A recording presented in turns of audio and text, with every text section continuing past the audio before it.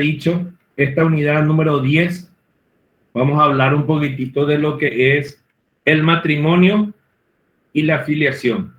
Dos temas o dos pilares fundamentales para poder ir viendo justamente lo que es esta 10ª unidad, unidad 10 de las 18 que tenemos en total por desarrollar. Y quiero que se fijen en algo.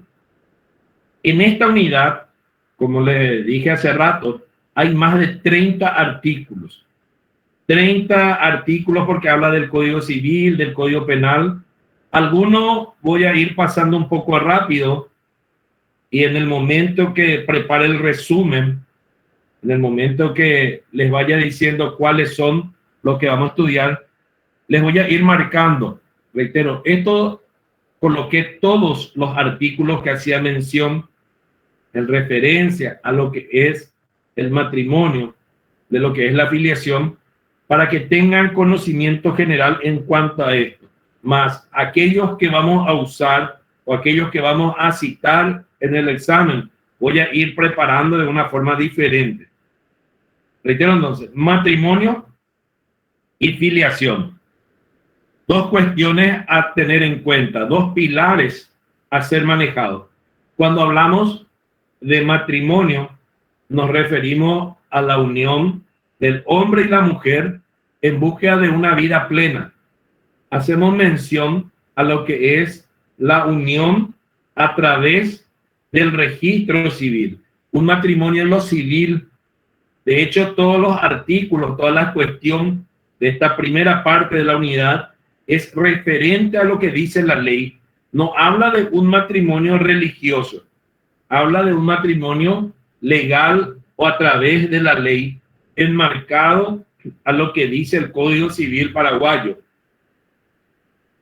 El otro pilar o el otro punto a ser tenido en cuenta en esta unidad 10 habla sobre filiación.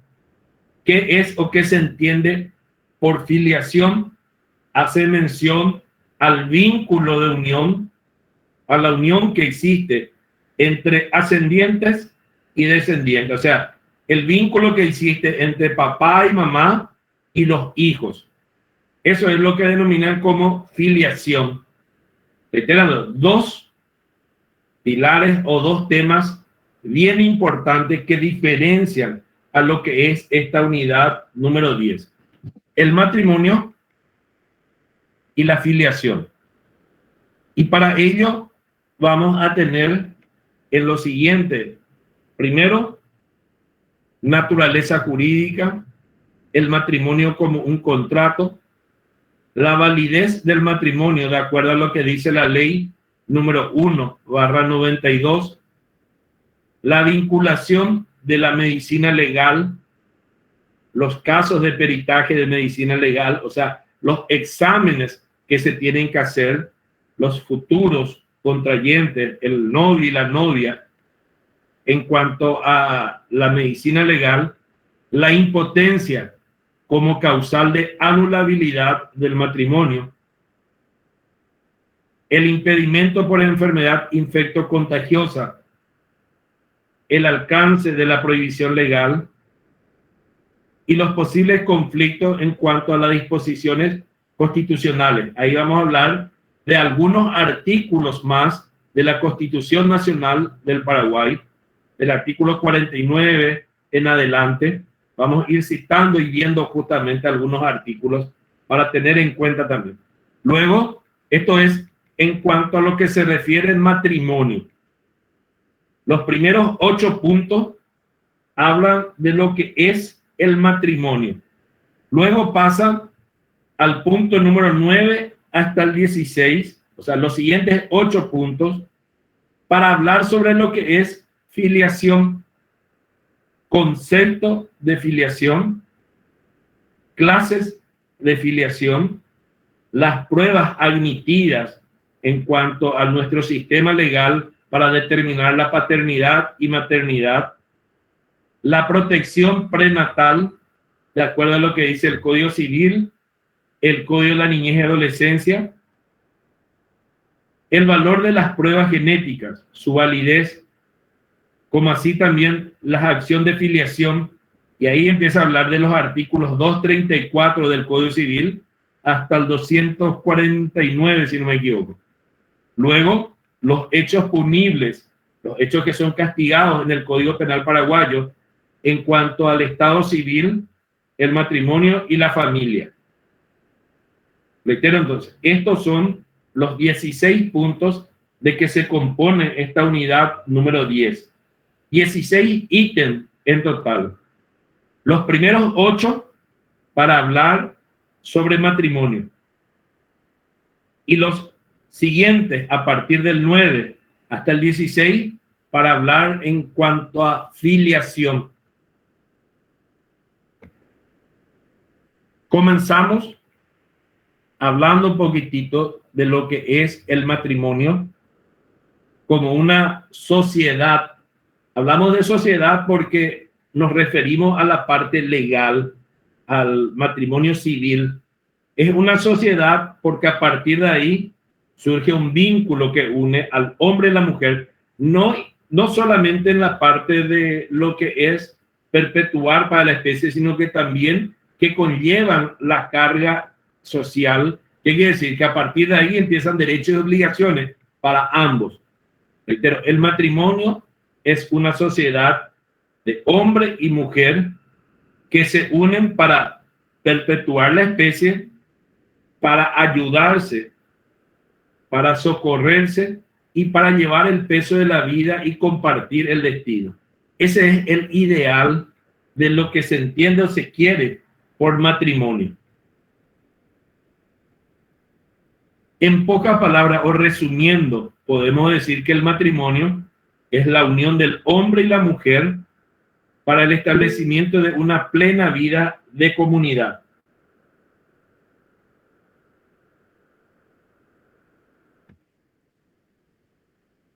Los caracteres del matrimonio. Son 5 los caracteres que vamos a mencionar. Unidad, monogamia, permanencia, legalidad y de orden público. Reitero, 5 caracteres del matrimonio. Al hablar de unidad, nos referimos que está dada por la comunidad de vida en que se hayan sometido los esposos, marido y mujer, como consecuencia del vínculo que los liga. A partir de ahí son uno solo. Para fortalecer la legislación actual va a procurar justamente la adopción de sistemas de común acuerdo.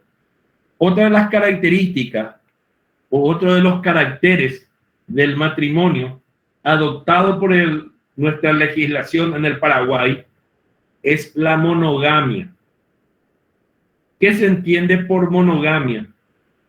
Es la unión de un solo hombre con una sola mujer. Entiéndase por ello que un hombre o una persona puede casarse solamente con una mujer. Si quiere volver a casarse, primero tiene que divorciarse de la que tiene, porque solamente la separación de cuerpos no implica un divorcio, no implica legalmente que estén separados. Y si vuelve a contraer matrimonio estando unido a la anterior, va a cometer bigamia. Y la bigamia es castigado por el Código Penal paraguayo. Reitero, primero, uno de los caracteres habla de unidad. El segundo, monogamia. ¿Por qué? Porque dice que nuestra legislación adopta justamente la monogamia, la unión de un solo hombre con una sola mujer. En el caso de que el hombre se case con varias mujeres, estaríamos hablando de una poligamia o poliginia. ¿Qué quiere decir? Este tipo de cultura es más aceptado por los musulmanes, en donde el hombre puede tener hasta 3 o 4 mujeres al mismo tiempo. En el caso de la mujer, también se puede dar la poliandria. ¿Qué es esto? Cuando una mujer se casa con varios hombres. Lo opuesto que vimos recientemente, Pero en este caso es una mujer con varios hombres. Reitero entonces, cuando hablamos de este tipo de menesteres de poligamia, hacemos mención que la poligamia es más dado en los países o con culturas musulmanes.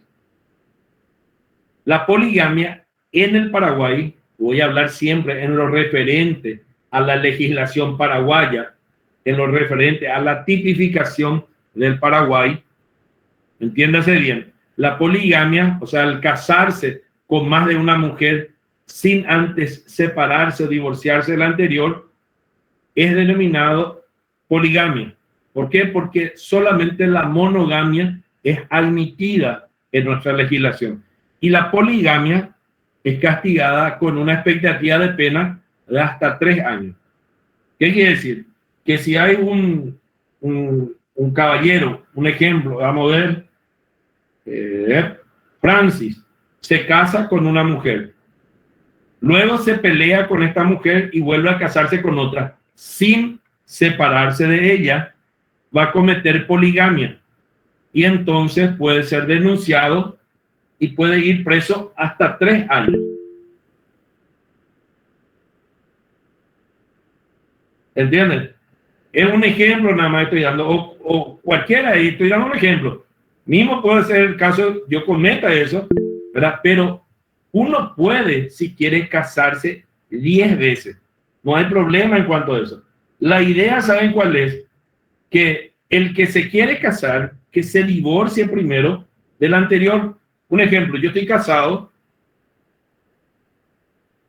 con una mujer, no le quiero más, no la aguanto más, y me separo de ella, me divorcio legalmente y vuelvo a casarme después.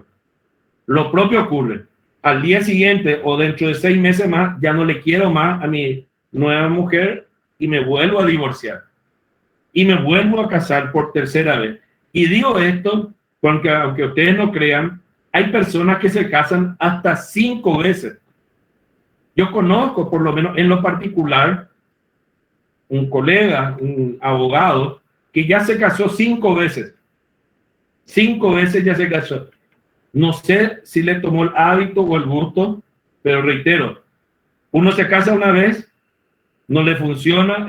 En la iglesia admiten solamente un matrimonio a través de la iglesia, más en lo legal o a través de la legislación, uno puede casarse las veces que quiera, siempre y cuando se divorcie primero del anterior.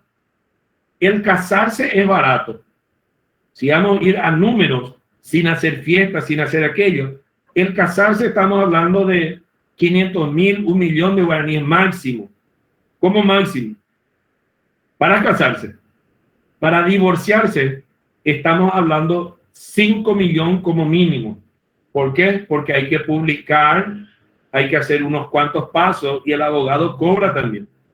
Entonces, fácilmente un divorcio, en el peor de los casos, 5 millones. Y el matrimonio es 1 millón nada más. Entonces uno tiene que pensar bien, como dice Francis, solamente una vez si es que va a casarse. Pero casarse, divorciarse, casarse y volver a divorciarse y volver a casarse implica gasto. Reitero entonces, la poligamia está castigado y entonces hay que evitar. Si uno quiere volver a casarse, primero tiene que divorciarse, no separarse. No hay que confundir. El término separación quiere decir distanciamiento nada más. Divorcio se tiene que hacer, se tiene que divorciar, o sea, legalmente se tiene que romper el vínculo legal que los unía. A partir de ahí, cada uno hace su propia sociedad o su propia empresa. Otro de los caracteres, el tercero, es la permanencia. ¿Por qué dice permanencia? Porque cuando uno se casa, como dijo Francis, para casarse una sola vez, uno quiere hacerlo de manera permanente o estable. O sea, uno contrae matrimonio con la intención de que perdure y de que tenga una estabilidad. Para eso justamente uno se casa. Es por ello que uno, cuando quiere casarse, en teoría tiene que esperar un cierto tiempo, conocer a su pareja, ver si es que va llevarse bien con los suegros, con esto, aquello, y a partir de ahí conformar. No es la primera que uno va, pide para llegar por la novia y ya se casa al día siguiente. ¿Por qué? Porque lo que se busca es que sea permanente o estable, que perdure justamente. Otra cuestión, la legalidad. Otro de los caracteres es la legalidad. ¿Qué quiere decir? Que tiene que estar basado de acuerdo a lo que dice la ley, amparado justamente en la ley 1/92, o sea, de acuerdo a lo que dice la legislación. En base a eso se tiene que celebrar el matrimonio. ¿Qué dice? Tiene que haber un oficial del registro civil que dirija el matrimonio o la celebración y que pueda preguntarle a los contrayentes si están de acuerdo o no y hacerle firmar el libro. A partir de allí, conforme a lo que dice la ley, entonces va a tener el carácter de legalidad, porque se hizo justamente en base a eso. No quiere decir el concubinato o la unión de hechos que está amparado en la ley. Se dice también que el concubinato o a partir de cierto tiempo adquiere los mismos derechos que un matrimonio, pero para ello se pide que se legalice también. Reitero, todo tiene que estar certiño de acuerdo a lo que dice la ley.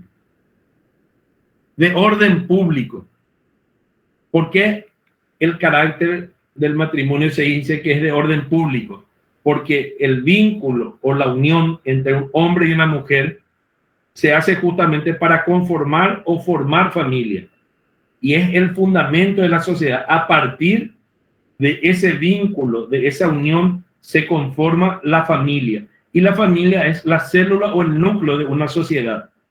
Por ello es que parte y se dice que es de orden público. Reitero, 5 caracteres mencionados. Y para celebrar el matrimonio se habla de triple o 3 momentos. El matrimonio tiene 3 momentos de la celebración. El primero, el momento informativo. Luego, el momento constitutivo del vínculo matrimonial. Y el tercero, el momento conclusivo de la celebración. Reitero, el matrimonio tiene 3 etapas o 3 momentos en la celebración propiamente del mismo. El momento informativo es donde el oficial del registro civil hace saber a los futuros contrayentes lo que dice la ley en cuanto a los derechos y obligaciones. Entonces le dice, usted, señor fulano de tal, usted, señora fulana de tal, tienen que saber que van a unirse en matrimonio de acuerdo a lo que dice la ley número 1/92 del Paraguay, y a partir de ahí ustedes van a tener estos derechos y estas obligaciones. Esa es la primera etapa o el primer proceso. Luego, a partir de ahí viene el segundo momento, el momento constitutivo, en donde ambos contrayentes, marido y mujer, dicen que entienden perfectamente sus derechos y sus obligaciones y que aceptan y que quieren contraer matrimonio.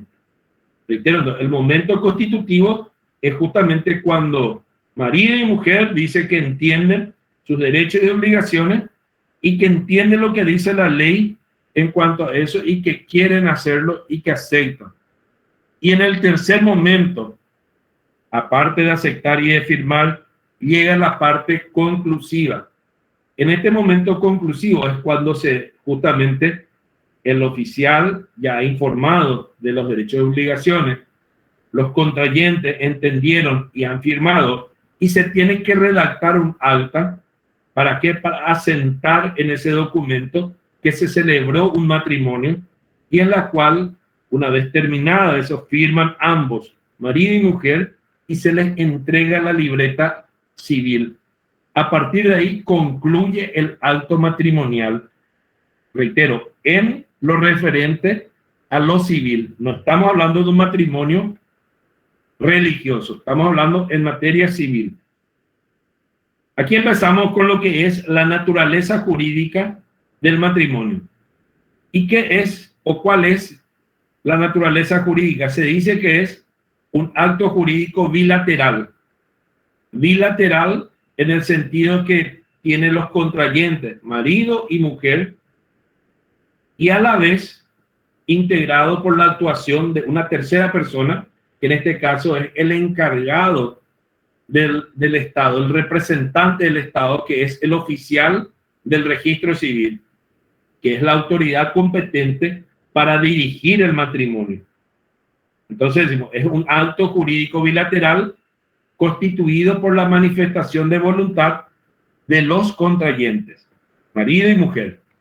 Y en cuanto a esta naturaleza jurídica, se habla justamente que tiene los diferentes puntos de vista. Como institución, como acto jurídico de condición, como acto jurídico mixto, como contrato ordinario, como contrato de adhesión, como estado jurídico o como acto de poder estatal. Como institución, hace mención justamente que el vínculo que une al marido y a la mujer, o sea, el matrimonio, es una institución, un conjunto de normas que rigen el mismo. Esta institución tiene una naturaleza que regula y persigue justamente la finalidad. El matrimonio es una verdadera institución en cuanto a los preceptos de su celebración. ¿Por qué? Porque establecen y fijan derechos y obligaciones para ambos consortes. Consortes es un término para decir marido y mujer. ¿Por qué? Porque ellos persiguen la misma finalidad, que es justamente crear una permanencia de vida y que les pueda ayudar a crecer. Es un acto jurídico de condición en cuanto tiene como objeto la aplicación permanente de los derechos y obligaciones de los individuos, que constituye un verdadero Estado. Es un acto jurídico mixto porque habíamos dicho que participa marido y mujer, o sea, los consortes, pero al mismo tiempo interviene el oficial del registro civil, que es el representante del Estado, el encargado de dirigir la ceremonia. Es este órgano del Estado que desempeña el papel importante constitutivo. Por eso hablamos de un acto jurídico mixto, porque interviene, reitero, el oficial del registro civil dirigiendo la ceremonia y los consortes que manifiestan su voluntad. Como un contrato ordinario. ¿Por qué hablamos de un contrato ordinario? Porque tiene los elementos esenciales de un contrato. ¿Cuáles son los elementos esenciales de un contrato? Se habla justamente de la capacidad. ¿Qué quiere decir capacidad? La actitud legal que tienen las personas para contraer derechos y adquirir obligaciones. La ausencia de vicios de voluntad, que ninguno de los dos, ni marido ni mujer, están obligados. Por ello es que se pregunta si es que aceptan, si es que entienden lo que van a realizar. Y sobre todo la licitud en el objeto. Quiere decir que estarán reglados por lo que dice la ley. No será nada ilícito. ¿Qué quiere decir? Si la ley dice que para contraer matrimonio se requiere tener como mínimo una cierta edad, un ejemplo, 14 años de edad, quiere decir que una persona de 10 años no puede contraer matrimonio. ¿Por qué? Porque es un niño, porque todavía no está entendiendo y no desarrolla todo. Entonces, al no tener el estado emocional, físico y psicológico desarrollado, no puede contraer matrimonio.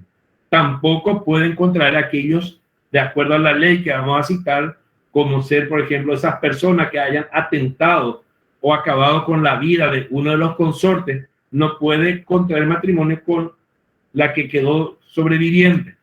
Entonces, reitero, los elementos del acto jurídico hablan capacidad, ausencia de vicio y la licitud en cuanto al objeto. Como estado jurídico, desde el punto de vista que es un acto, el matrimonio es una institución y es un acto jurídico y dirigido por el oficial de registro civil, toma entonces el acto jurídico. A partir de ahí, entonces se constituye en uno de los elementos principales como alto poder estatal o del Estado, es decir, que se realiza de acuerdo a la autoridad que es guiada por el oficial del registro civil. Contrato, volvemos a decir y hablar del tema del contrato. En este caso decimos que es un contrato porque nace del acuerdo de voluntades entre el marido y la mujer, o sea, de los consortes. A partir de allí, y porque no existen vicios en el mismo. ¿Cuáles son estos vicios? Habíamos dicho que tienen que tener la capacidad y los elementos de acuerdo a la ley.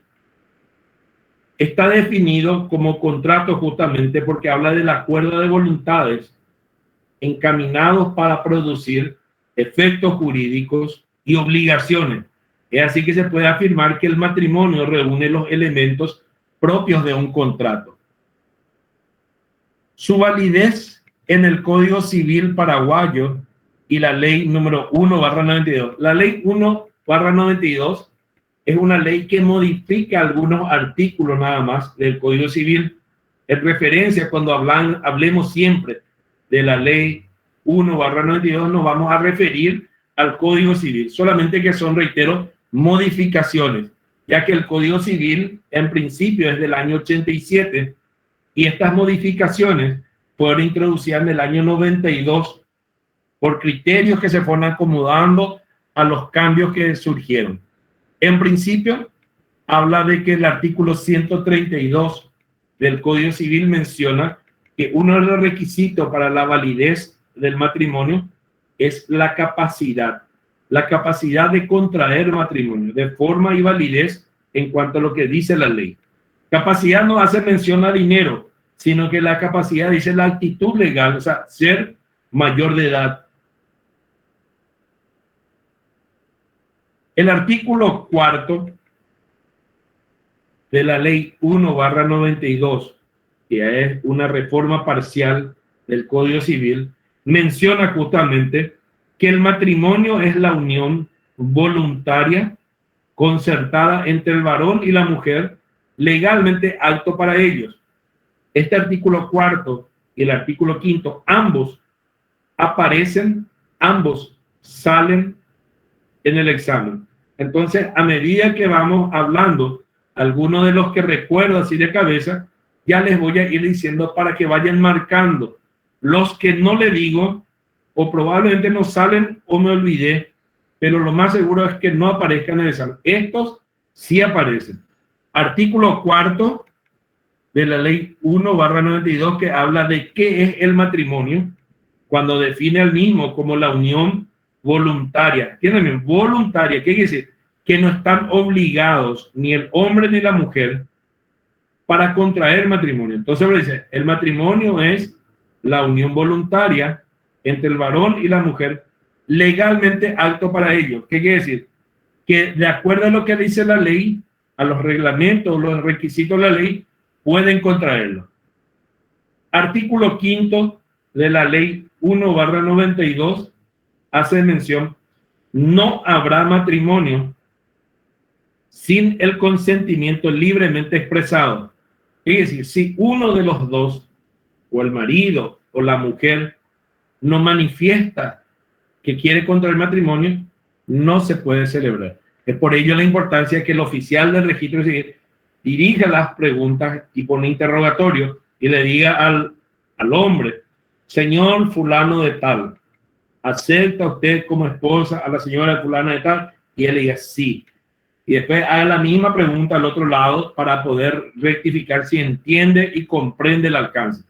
Si la otra persona se calla o no habla o manifiesta que no quiere contraer, el oficial de registro no puede continuar.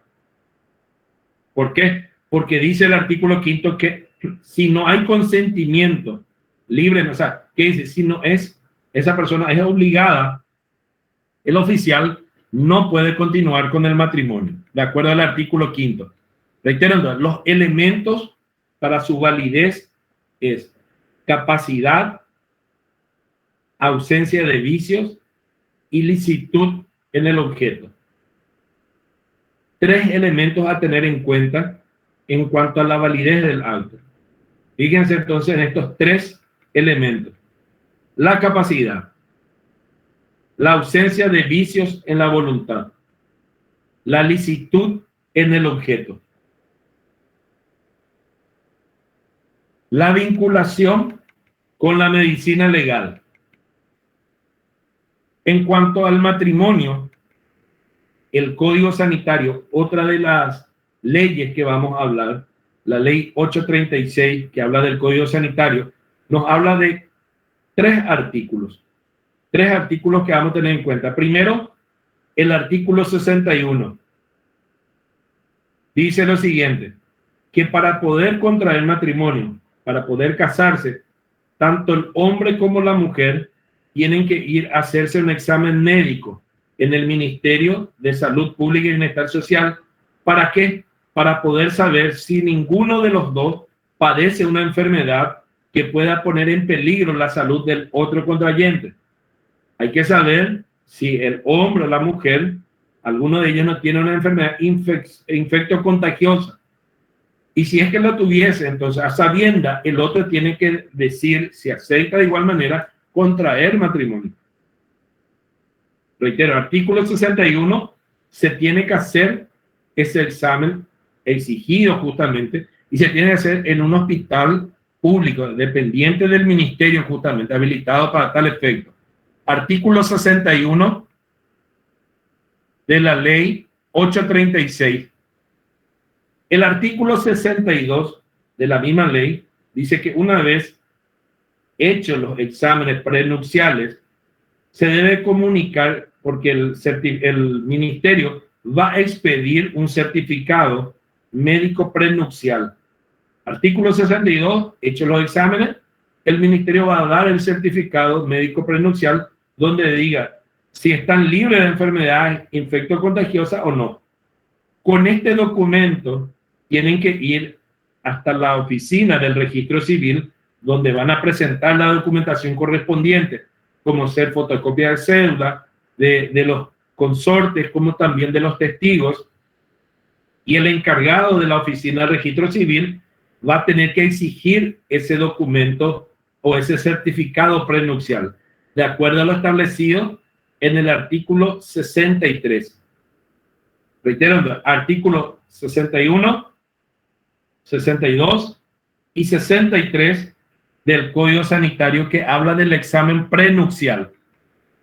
Para tener en cuenta entonces estos 3 artículos del Código Sanitario de la Ley 836, artículos 61, 62 y 63. La impotencia como causal de anulabilidad del matrimonio. ¿Por qué van a decir que la impotencia es causal de anulabilidad?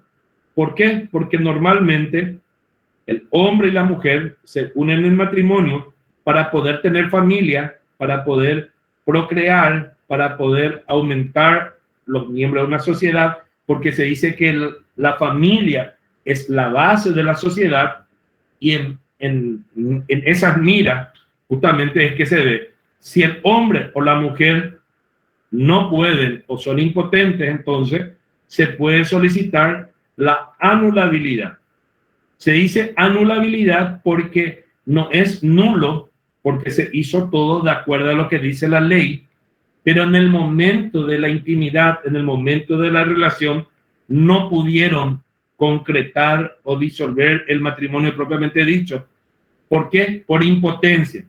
¿Qué es la impotencia? La incapacidad de una persona para realizar el acto sexual. Se habla de impotencia sexual, la pérdida de potencia viril, o sea, la imposibilidad de la práctica del coito, a través o por diversas causas. O la acopulia, la incapacidad femenina de realizar el acto. Este slide número 48, que les aparece ahora en pantalla, me gustaría que marquen para poder estudiar, atiendan bien y hago mención a los delegados para que marquen porque de estos tres conceptos, dos de ellos aparecen en el examen.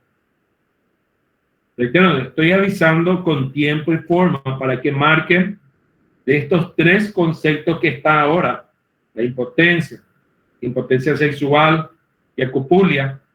De estos tres, dos de ellos aparecen en el examen. Entonces marquen para poder estudiar, por favor. Slide número 48. El Código Civil, en el artículo 181, en su inciso D, hace mención que el matrimonio es anulable por causa de impotencia permanente, absoluta o relativa, existente al tiempo de celebrarse el matrimonio. La acción puede ser promovida por cualquiera de los cónyuges. ¿Qué quiere decir? Que el hombre o la mujer pueden ser impotentes y depende de ellos el solicitar la anulabilidad del matrimonio. Punto 6. Impedimento por enfermedad infecto-contagiosa. Y aquí la ley número 1/92, en su artículo 17, hace mención de algunos casos, y entre ellos dice que no podrán contraer matrimonio, y dice, primero, los menores de edad de uno u otro sexo que no hayan cumplido 16 años en el caso de varones y 14 en el caso de mujeres, exceptuando casos en el cual el juez en lo tutelar del menor autorice. Y en el inciso segundo habla de los ligados a un matrimonio anterior. Eso habíamos dicho recién. El que se casó y no se divorció, entonces no puede contraer matrimonio. Y aquí hace mención, fíjense que el título en sí habla impedimento por enfermedad infecto-contagiosa.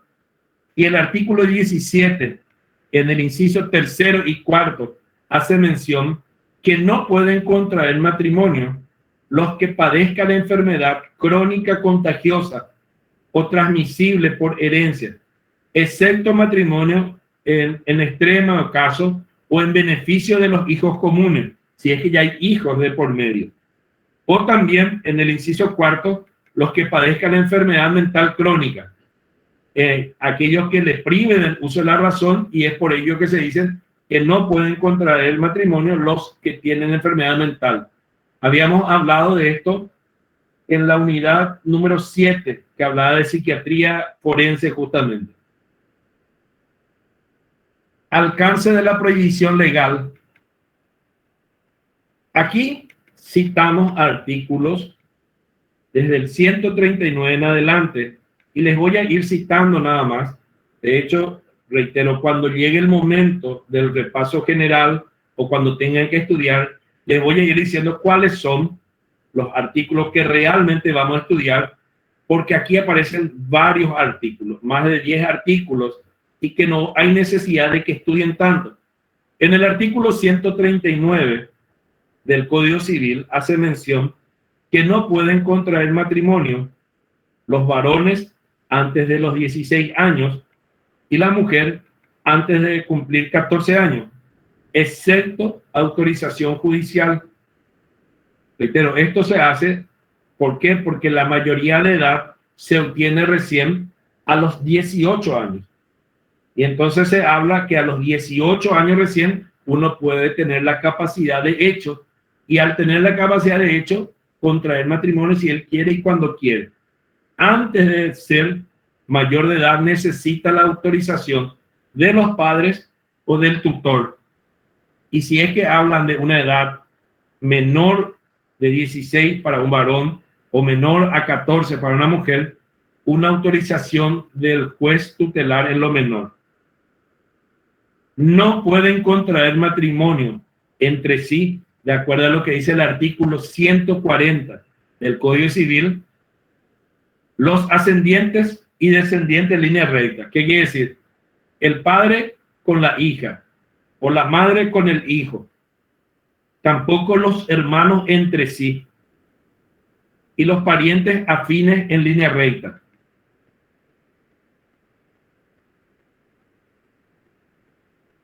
Artículo 141. No pueden contraer matrimonio quien está vinculado por un matrimonio anterior.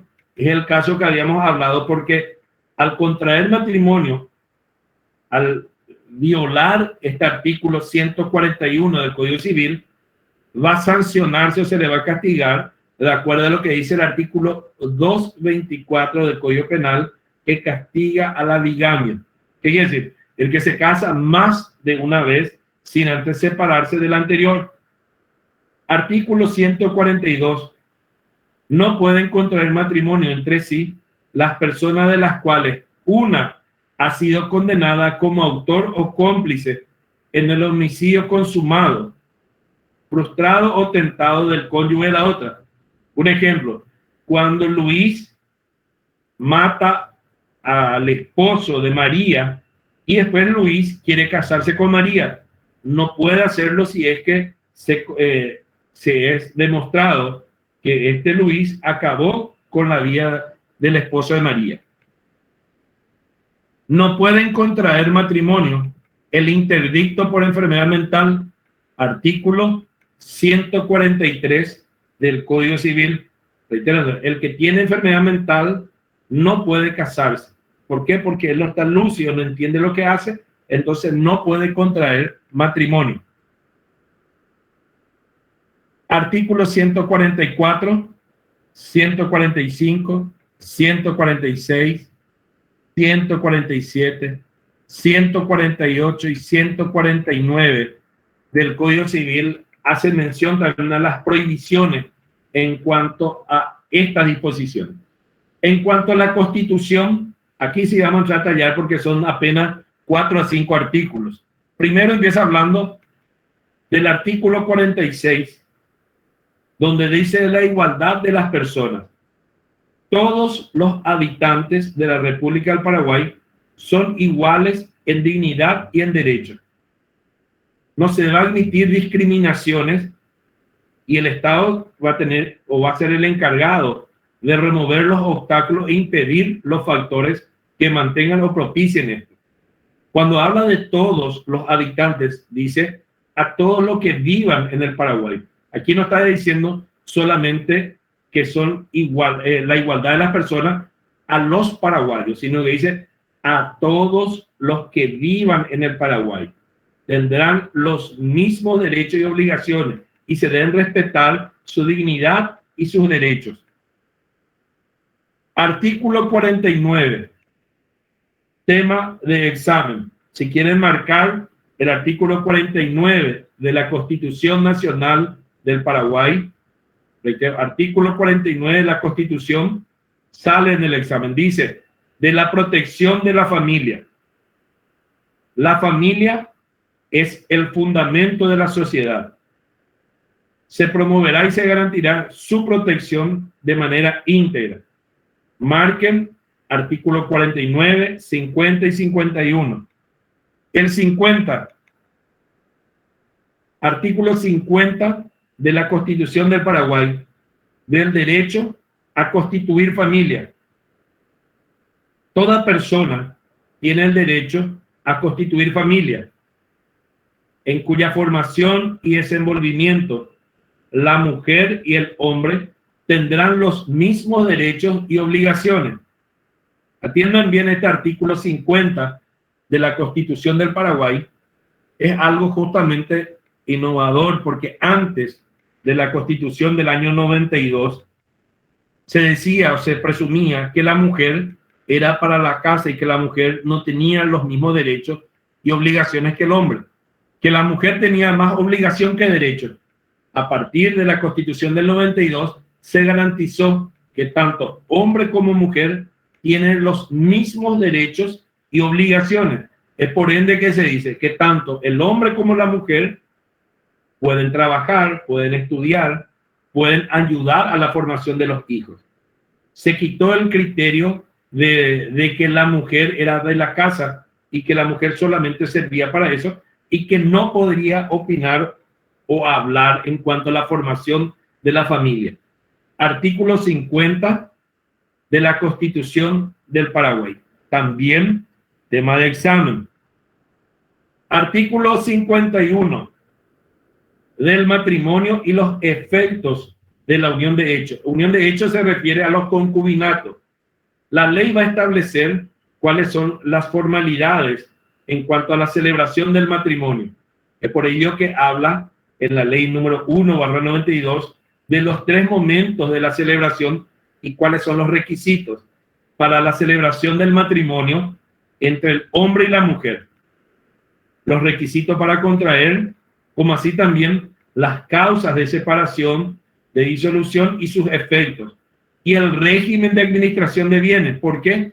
Porque uno puede casarse con separación de bienes o bienes mancomunados, indistintamente puede elegir en el momento de contraer el matrimonio bajo qué régimen va a adoptar el matrimonio. Reitero, artículo 49, 50 y 51 de la Constitución del Paraguay marquen estos 3 artículos de la Constitución, aparecen en el examen. Por último, el artículo 52, que habla de la unión en matrimonio. La unión en matrimonio del hombre y la mujer es uno de los componentes de las fundamentales en la formación de la familia. Es por ello que se tiene en cuenta al matrimonio como la base de la sociedad. A partir de ahí, entonces, se tiene y se discrimina el resto de los artículos del Código Civil también. Pasamos al segundo pilar o al segundo punto de esta unidad número 10. Primero era hablar de matrimonio. Dijimos que el matrimonio es la unión entre un hombre y una mujer, unión libre de acuerdo a la ley y donde ambos tienen derechos y obligaciones reglados y regidos por lo que dice la Constitución y la ley. A partir de ahí pasamos a lo que es la filiación. ¿Qué es filiación? Filiación en sentido amplio y en sentido restringido. Filiación, dijimos, el vínculo o la unión que existe entre el ascendiente con los descendientes. O sea, el vínculo que existe entre el papá y los hijos o la mamá y los hijos, entre los padres y los hijos. A eso hablamos filiación, ese vínculo de unión. Y tenemos este concepto en un sentido amplio y en un sentido restringido. Reitero, filiación se entiende como el lazo de descendencia que existe entre 2 personas, de las cuales uno es el padre o la madre de la otra. ¿Qué quiere decir? Que uno es papá o mamá y el otro es el hijo o la hija. Ese lazo de descendencia que existe entre ambos es lo que denominamos filiación. Y la filiación, en un sentido amplio, hace mención justamente a la relación natural de descendencia entre varias personas, de las cuales unas engendran y otras son engendradas. Hace mención, cuando hablamos de filiación, y por la familia. Cuando decimos familia González, quiere decir que todos los integrantes de la familia González son miembros. Hablamos de los primos, los tíos, es en sentido amplio. Filiación en sentido amplio a todos los integrantes y en un sentido restringido exclusivamente a los que concierne papá, mamá y hermanos. Hasta ahí. Es por ello que cuando hablamos en un sentido restringido de la filiación, nos referimos a la relación inmediata del padre o la madre con el hijo. Reiterando, sentido amplio y sentido restringido. ¿Cuántas clases de filiación hay o cuántas clases de filiación vamos a mencionar en esta unidad número 10? 3 clases o 3 tipos de filiación. La matrimonial, extramatrimonial y filiación adoptiva. Filiación matrimonial, el vínculo jurídico del hijo con su padre y la madre, cuando estos ambos estaban casados en el momento de la concepción, y es extramatrimonial cuando el vínculo entre el padre, la madre y el hijo, cuando estos aún no estaban casados en el momento de la concepción,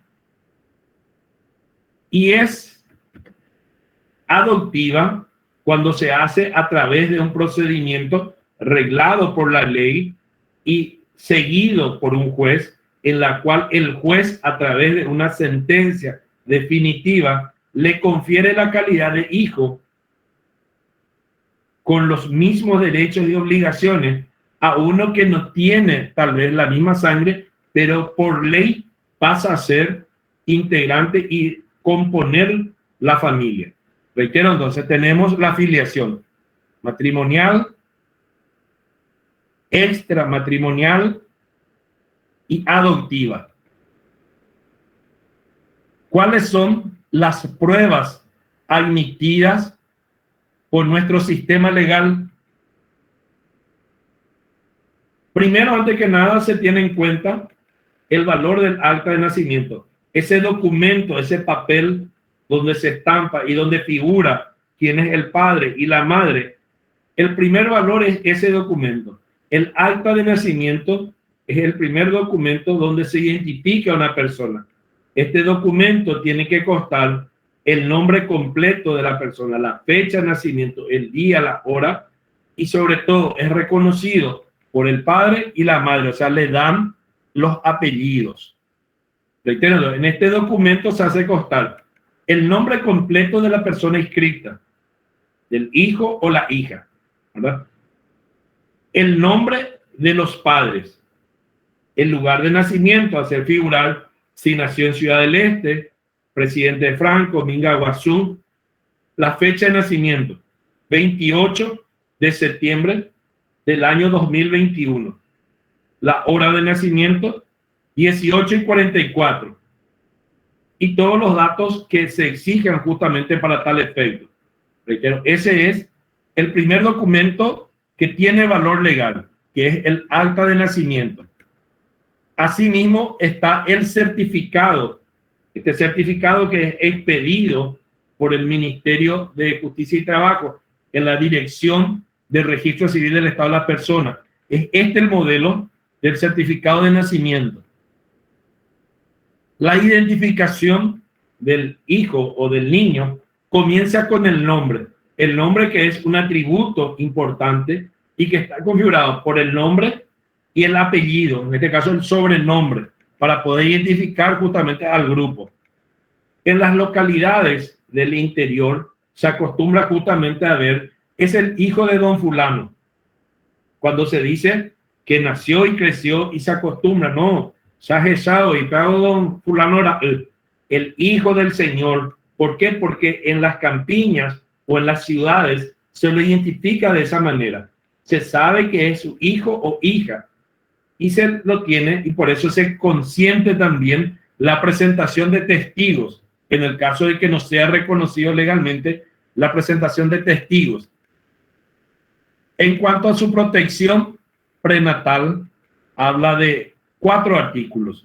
1 del Código Civil y 3 del Código de la Niñez y Adolescencia. El Código Civil, en su artículo 30, hace mención que se va a tener como reconocido la gestación del embarazo de la mujer o de la madre soltera o casada por su sola declaración, la del marido o de otras personas interesadas en el nacimiento.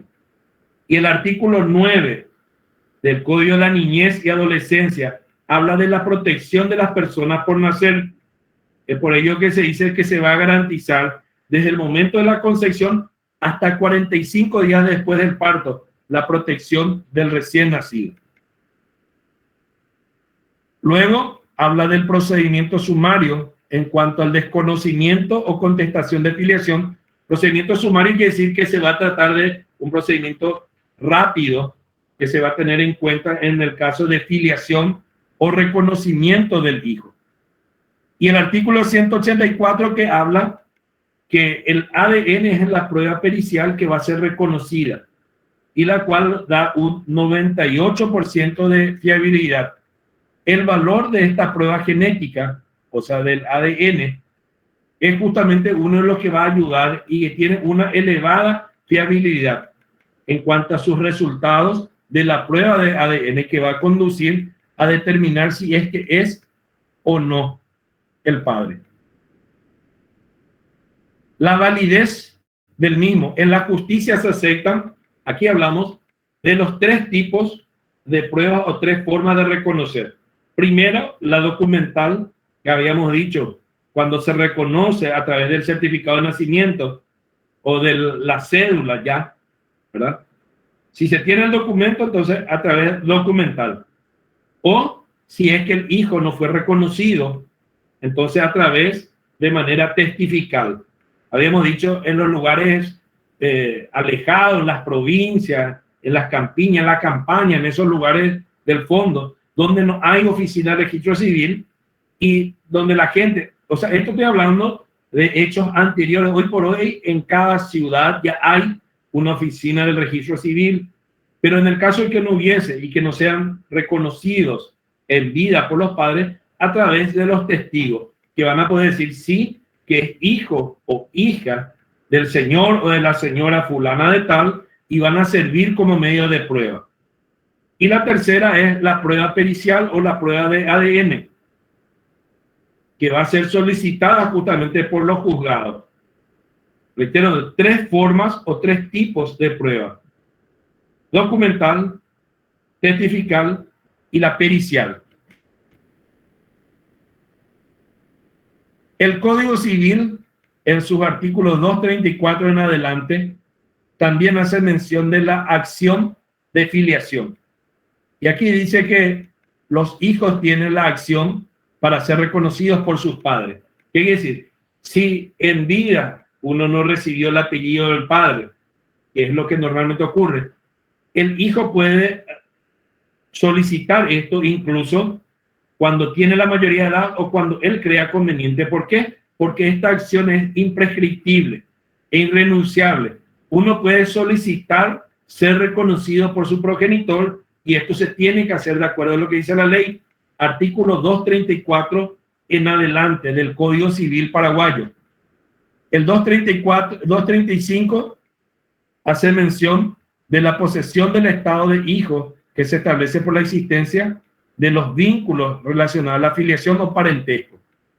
El 236, que el marido podrá desconocer al hijo concebido durante el matrimonio en los siguientes casos: si durante el tiempo transcurrido, como el periodo máximo o mínimo de la gestación, el mismo se haya afectado de impotencia o esterilidad, o si durante dicho periodo él vivía legalmente separado de su mujer y no hubo ningún momento de cohabitación, o si en ese periodo la mujer haya cometido adulterio y ocultado al marido su embarazo, entonces también podrá desconocer al hijo. Artículo 236 del Código Civil.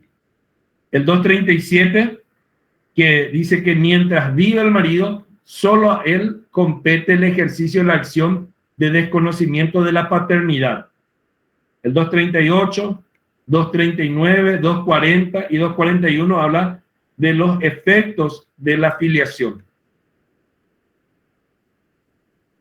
Luego pasamos a los hechos punibles. Pasé eso un poco más rápido porque esos artículos del Código Civil no salen en el examen, pero estos que sí aparecen, que son del Código Penal, estos sí me gustaría que marquen y que presten atención.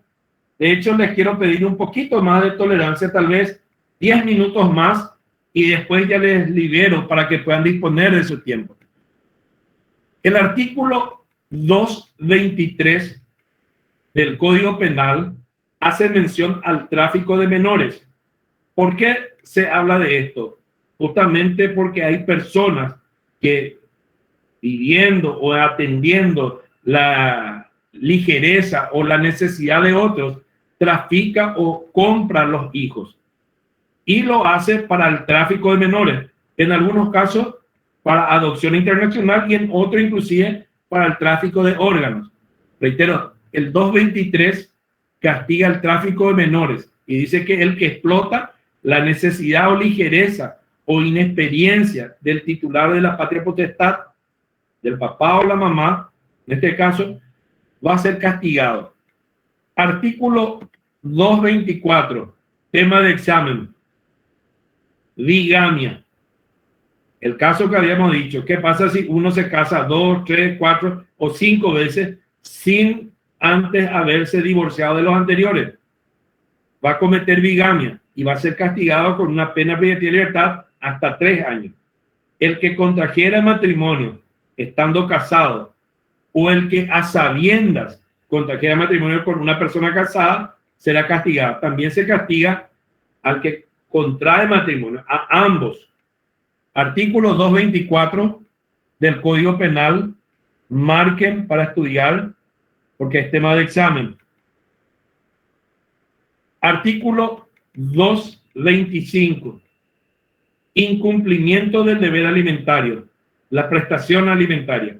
Cuando uno de los progenitores, o el padre o la madre, se separa, en el caso de normalmente ocurre la madre y queda con el hijo o la hija, demanda al padre para que pueda ayudar en la prestación de alimentos y este no lo hiciese, va a incumplir el deber legal alimentario y puede ser condenado a 3 años de pena privativa de libertad. Reitero, el incumplimiento se puede dar también del lado de la mujer en el caso de que el hombre se quede con los hijos. El hombre puede denunciar o pedir la prestación alimentaria a la mujer. Artículo 225 del Código Penal paraguayo. 229, también tema de examen, si quieren marcar, si quieren estudiar perfectamente, la violencia familiar. La violencia familiar castiga con una expectativa de hasta 6 años de cárcel. Aquel que cometiera de manera habitual violencia física o psíquica contra cualquier miembro de su familia, el padre con la madre o el padre con la hija o el hijo, va a ser tenido en cuenta como violencia intrafamiliar y es castigado de acuerdo al artículo 229 del Código Penal. ¿Qué es violencia intrafamiliar? Lo que acabamos de mencionar en el artículo 229. El concepto es este: es toda situación en el que uno o varios miembros de una familia reciben reiterados malos tratos, sea físico o psíquico. Este concepto también quiero que marquen, porque este concepto también aparece en el examen. El concepto de violencia intrafamiliar, como el artículo 229, necesito que marquen para estudiar. Y por último, artículo 230, incesto. El que realizara el coito con un descendiente consanguíneo, o sea, que tiene relación sexual con un descendiente consanguíneo, un ejemplo, con su hija o con su hijo, va a ser un incesto y en este caso va a ser sancionado y castigado de acuerdo a lo establecido con el Código Penal. Reitero, entonces, estos son los artículos, el 230, que necesito que marquen para estudiar, el 229, que también es tema de examen, y el 224. Reitero, entonces, 224, 229, 230 y el 223. Estos son los artículos del Código Penal que quiero que marquen, por favor, para poder estudiar. Y así también el concepto de violencia intrafamiliar. Reitero, unidad 10, que habla sobre lo que es matrimonio en una primera parte y en una segunda parte hace mención a lo que es la filiación. 2 cuestiones bien direccionadas. Los primeros 8 puntos para hablar del matrimonio y los 8 siguientes puntos, o sea, a partir del punto 9 al 16, sobre filiación. ¿Alguna consulta, alguna pregunta que quieran hacer Sobre la unidad número 10.